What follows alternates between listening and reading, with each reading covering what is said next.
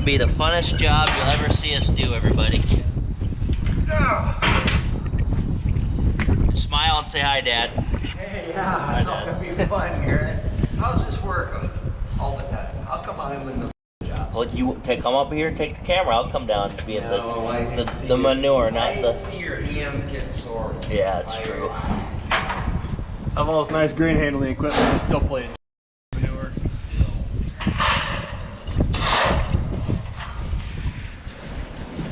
Well, if you hadn't guessed it, we're up at the grain site. Got some mucky corn at the pit here that we're gonna get out and load away, and that lovely stuff. Moldy, nasty. That's like the worst. No. And that's not even the worst. I don't know if you guys heard that or not. But at the bin site here, gonna load her into the skid loader bucket. Yuck.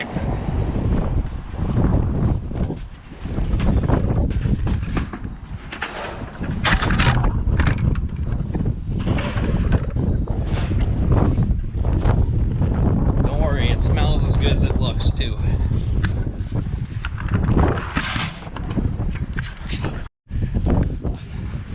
This lovely little pile of crap. Yeah, yummy.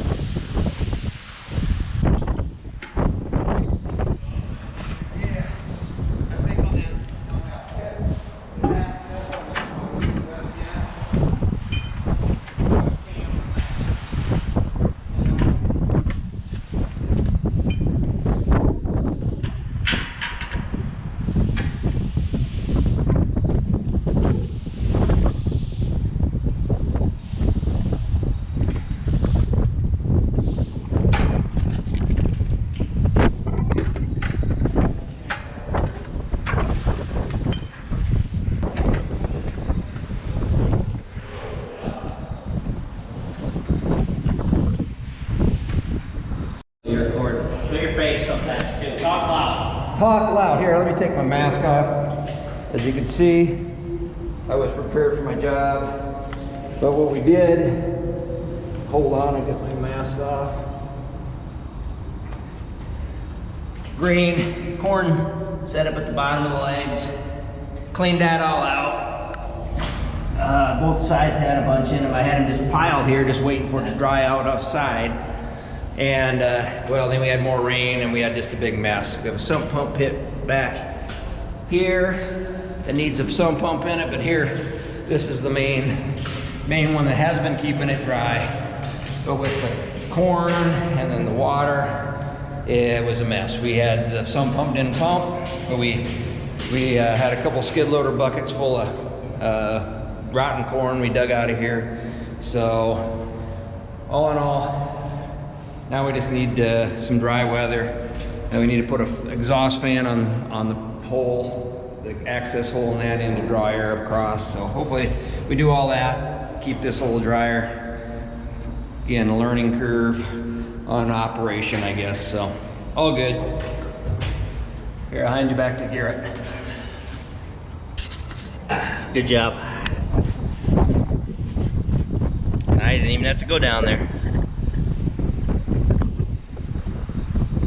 Heck of a tornado shelter. Yeah, really. Fallout. Nuclear fallout. Grandma and Grandpa will put potatoes down here. Yeah. There, you know, why not?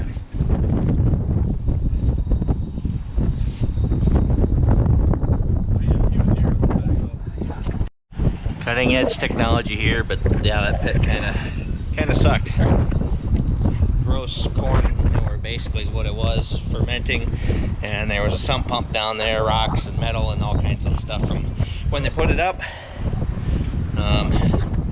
let that, Dad was saying, let that open there, air will flow through, dry it out quite a bit. We are in for a little bit more rain as we go along here. Had about 1 4/10 inches overnight. Some places had 3 inches overnight. I got water in my basement. There's water in folks' basement. It's just lovely, lovely weather we're having here, spring 2024.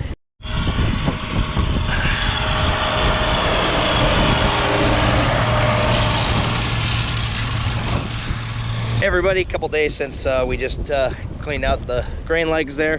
I'm up on my home farm out right now. Michael is in his 4240 and the old rotary hoe, and you know, just walking out here, it's definitely hard on the ground.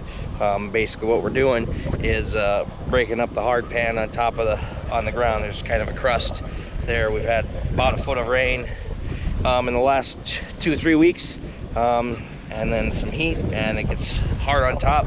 You know, originally a rotary hoe was for little weeds early on, but then we've kind of, this is what kind of the main purpose of them. You don't dare get rid of them, but you also don't want to use it unless it's absolutely dire. And I wouldn't say we're in dire need, but there is definitely a need here. Just standing here, it looks pretty hard, and there's not a lot of corn coming in this particular spot. Over closer towards the windmill here, there is quite a bit more corn up, which wouldn't necessarily need to be rotary hoed, and you really want to make sure you don't damage the crop at this point, but you can row it going across the field here. So there's definitely a need for it. I had a while ago, I stopped out at a guy's place, and he had a rotary hoe sitting in the back of their shed, and I was just talking to him, and he walks back. We got on the subject, and we just talking. He walks back. All of a sudden, he just walks away from me, and then he walks back to his rotary hoe. And then here he brings me a note that says only use in emergencies. And so it's like, don't jump the gun on it and whatever. So they kept it around, we kept ours around. We still have our old row crop cultivator around if we absolutely need it, but there's no way we'd probably ever get that out, just because we like our herbicides are still very effective, more effective in the case for preserving the soil.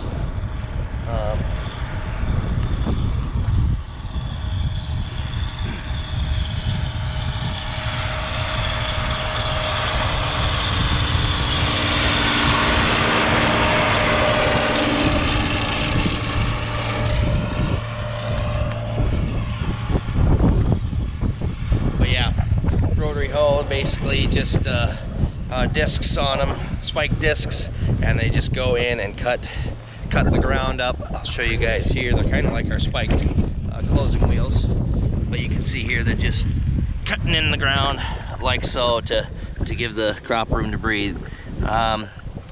Borderline, hoping we don't have to do any large-scale replanting this year, but it has been a couple weeks since we planted, and there's not a lot of activity here.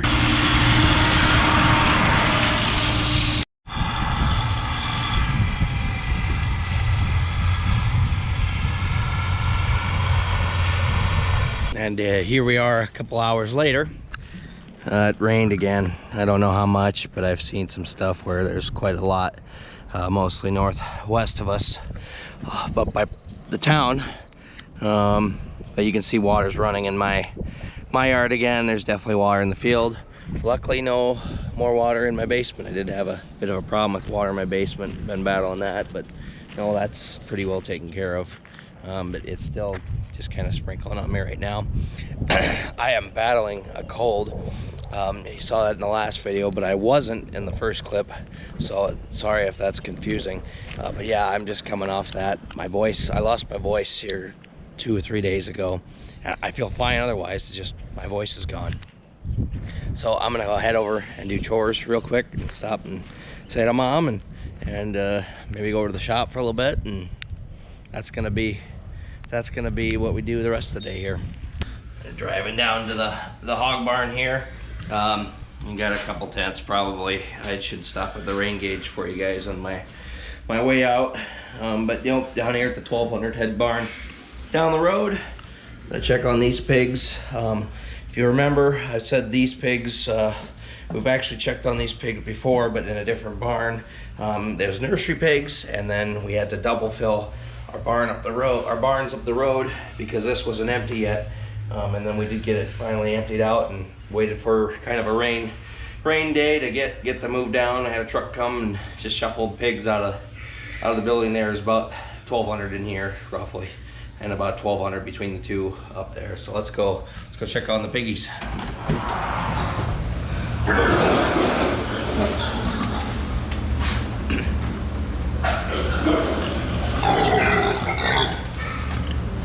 Well, everyone's hunkered down.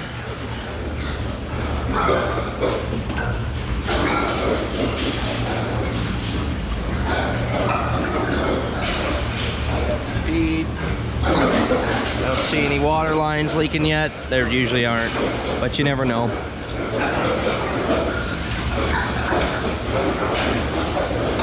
Real good group of pigs, have been from the beginning.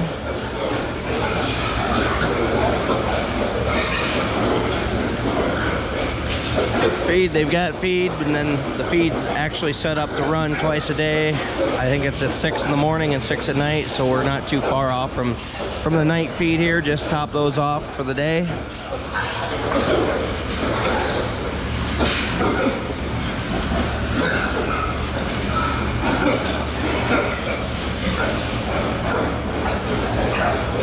Just making sure everyone's healthy and healthy looking.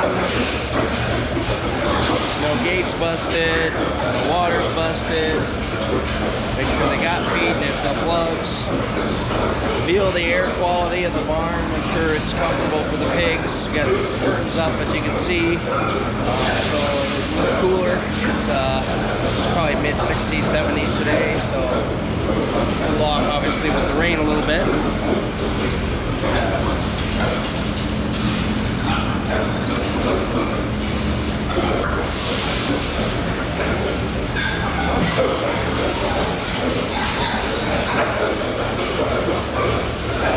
And you're really just looking close in the pen, making sure everyone's alright. I see one that's not alright. I'm gonna go drag him out. That happens. Every once in a while we'll have a dead one. Part of farming. I won't show him dragging out for you guys' sake. I got him out. If nothing else here, I'm gonna show you guys at least what we used to get them out. I'm not gonna show you me dragging a dead pig out of the barn, but it happens. Livestock, pigs, cattle, chickens, sheep. Every once in a while you have one get sick and die. There's not much you can do about it, but you gotta get them out of the barn, otherwise they'll sometimes they'll eat each other or they'll cause a mess, and it's just good proper management to get them out. Make sure if they are carrying a disease that you get them out as quick as you can, that way no one else gets infected. But to get them out of the pen, we have this puller, just loops around their legs and we just pull them out.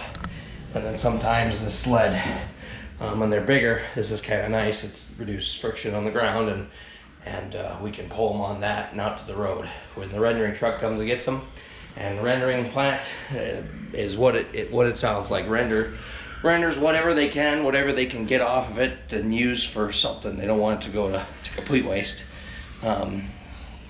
So that's what they do. They pretty much call only to come get the pigs when they die, and then we just write it down on the log for inventory to know how many we have in the barn, and that's just part of life, part of farming. Up the road at the 700 head barn, Dad's place, and then 500 head barn next. Everyone was sleeping in here.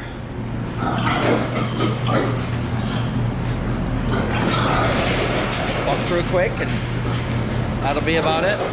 Got our rare black pig friends. Hi, buddy.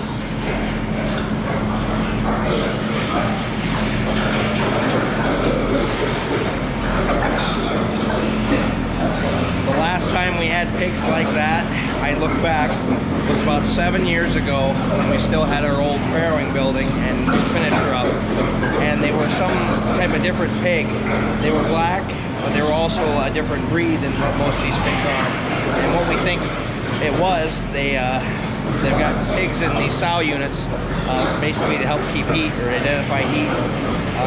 I'm not exactly 100% sure, but basically one of those slips in and becomes apparent by accident, and that's where we get off-color pigs or off-breed pigs. Best I can say with that. I've never. We stopped farrowing pigs when I was young, and we were on a very large scale with it. I learned as much as I could at the age I was, but I just didn't grow up with sows. Just finished pigs most of my life. Well, I think that's gonna wrap it up for this video. Kind of all over the place again, like last one, but there's a little bit more rhyme or reason to this one. We're just waiting on it to dry up. It's wet. We were out rotary hoeing most of the day today. Just breaking up the crust on the corn that's coming. It was only on the ground that we worked with our mulch finisher that had manure on it. Our strip tilled stuff looks pretty good.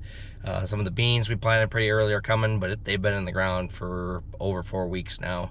So it's a little discouraging to see them, but they're no-till beans, and we tell ourselves every year we cannot look at them until June, July, and they prove themselves at harvest time on the yield monitor. So just not paying attention to them that much at this point, but corn's focus. We got to finish planting the rest of our beans too. We've got about 3 or 4 days once it does finally shape up to get all that stuff done, and spraying too. The sprayer has not had any time on it here this spring, so we've got to keep that stuff moving. Just hasn't been help. For one, it hasn't been calm enough. It's been windy and then rain, and then we've been busy planting. So hopefully it shapes up here and we can cool off a little bit. But at this point in the video, I guess, you know, I'm gonna preface this here too. Like last video, I shared a Bible verse with you, the one that's been on our channel for probably since the conception of it, just about. But today's verse I want to share with you guys comes from Ecclesiastes 11, verse 4-5. But there are some things you cannot be sure of. You must take a chance. If you wait for perfect weather, you will never plant your seeds. If you are afraid every cloud will bring rain, you will never harvest your crops. And right now, it kind of feels like we're gonna need to take some chances, not unwise decisions, but that first week when we got in the field, there was a lot of people thinking you're crazy for doing that, but we took our chance, and ultimately that was good to get some acres under our belts for the season. And then same can be said for harvest season there too. Just take a chance, and it's a really good reflection of what this spring has been so far, and if you in life, don't be afraid to take a chance. With that, that's gonna do it for this video. If you made it this far, I appreciate it as always. Leave a like, drop a comment, ask a question, subscribe to the channel, and we'll check with you next time, hopefully when it's drier. Thanks everybody. This is for Abby Miller. We freed Stella.